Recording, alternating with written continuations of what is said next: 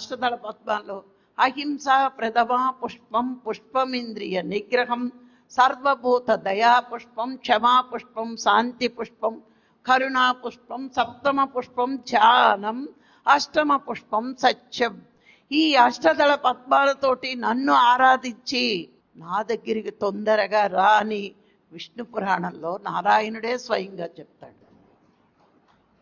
మరి అహింస ప్రథమా పుష్పం అన్నాడు. మొట్టమొదటి పుష్పం ఏంటి? అహింస. నేను కోళ్ళు తినండి, చేపలు తినండి, మాంసం తినండి, కోమడ జన్మ తినవు. మాట ద్వారా చేత ద్వారా హింసించినా అది కూడా హింసే. ఏ ఒక్కళ్ళని మనం బాధ పెట్టినా హింసే. భగవంతుడికి నచ్చని మొట్టమొదటి గుణం ఏంటి అంటే హింస. అందుకే అహింస ప్రథమా పుష్పం అన్నారు. మనం ఇవి తెలుసుకుంటూ ఉండాలి. ఏ గుణంతో నేను భగవంతుడిని చేరుకోగలను, ఏ గుణం వల్ల నేను భగవంతుడికి దూరం అవుతున్నాను, ఇది మనం తెలుసుకుంటే ఆ గుణంలో ఉండడానికి.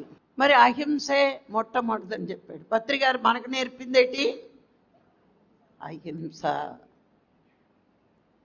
ఈ కులంలో పుట్టి తినకపోవచ్చు, కానీ మాట ద్వారా కానీ చేత ద్వారా కానీ కూడా ఎవరిని బాధ పెట్టకూడదు. నా భార్య అయినా అంతే, నా భర్త అయినా అంతే, నా బిడ్డలైనా అంతే. రుణానుబంధం ఉండి భార్యగా భర్తగా బిడ్డగా ఉండొచ్చు, కానీ నువ్వు జ్ఞానిగా ఉన్నప్పుడు వాడు కూడా ఒక ఆత్మే అనే జ్ఞానం నీకు రావాలి.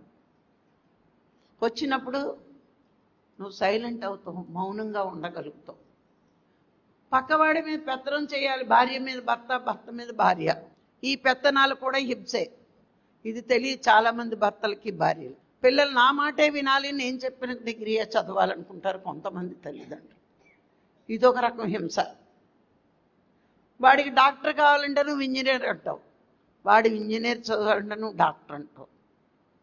ఇదొక రకం హింస.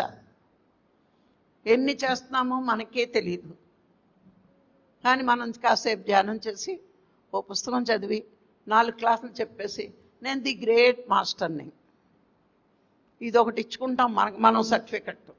క్లాసులు చెప్పేస్తే గ్రేట్ మాస్టర్లం కాదండి.